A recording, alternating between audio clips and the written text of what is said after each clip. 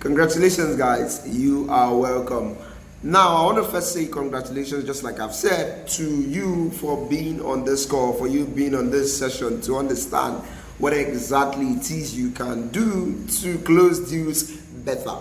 Now, the suggestion actually was to talk about sales hack for entrepreneurs, how to handle sales objections that you face in your business. Now, there's something you need to understand before handling objections, before just going to handle objections. A lot of persons just likes to handle objections. They just want to get to the objection kind of thing. But really, that's not the main thing first. The first thing you've got to ask yourself is a question with, am I talking to the right prospect or am I talking to the wrong prospect?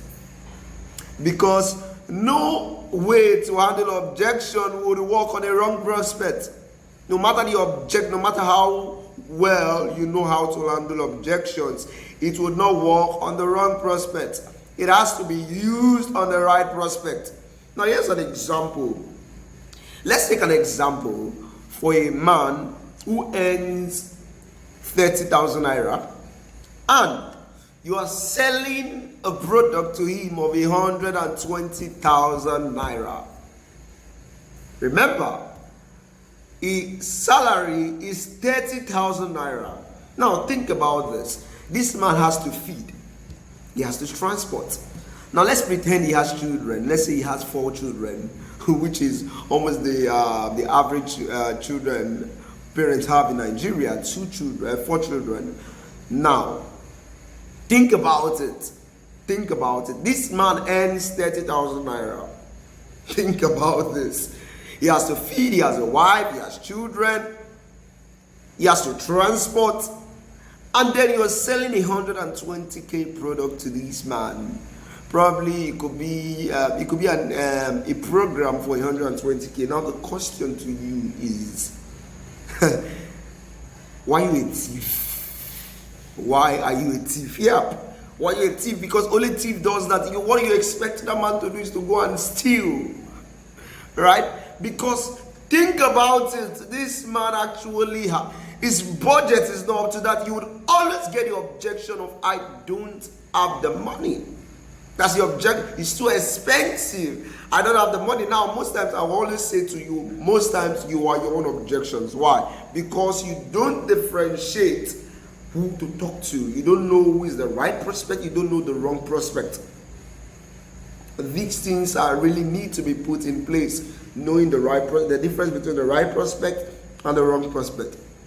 If you don't know these things, I bet you would always fight with objection.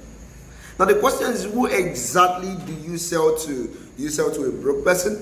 Just like I said, imagine selling a 120k product to someone who earns 30k. Now think about this. Let's do that calculation well. Let's pretend this man eats 500 naira every single day. Think about it. Let's do some calculation here.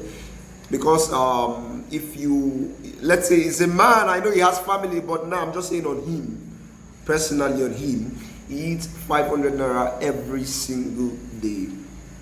Right? He spends 500 naira every single day on himself. Now think about this.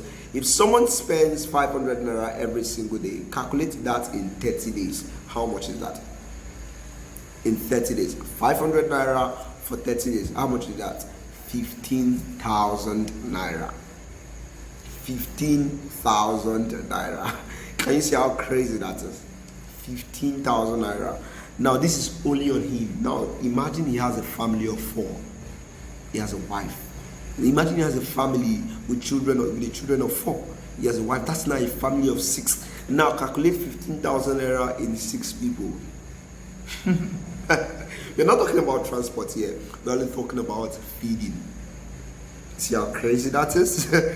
And now, how do you expect that man? How do you expect that man to buy your product with no mercy? I don't get to know what you put in your slides or your presentation, as you call it. Here is one thing you should understand. If you are selling to the wrong prospect, you would always get an objection. So you may know how to close deals like me, you may know how to close deals like Victor Maxson, but if you're selling to the wrong prospect, you always get an objection that you don't even know how to handle. Yes, you would always get an objection that you may never handle, right? Now, the best thing for you to do in this age and time is for you to, okay, you separate your cost, you do what we call a customer avatar check. A customer avatar check, right? You do what we call a customer avatar check. Now, what happens to you when you do a customer avatar check? Here's exactly what happens to you. It separates the wrong prospect from to the right prospect, right?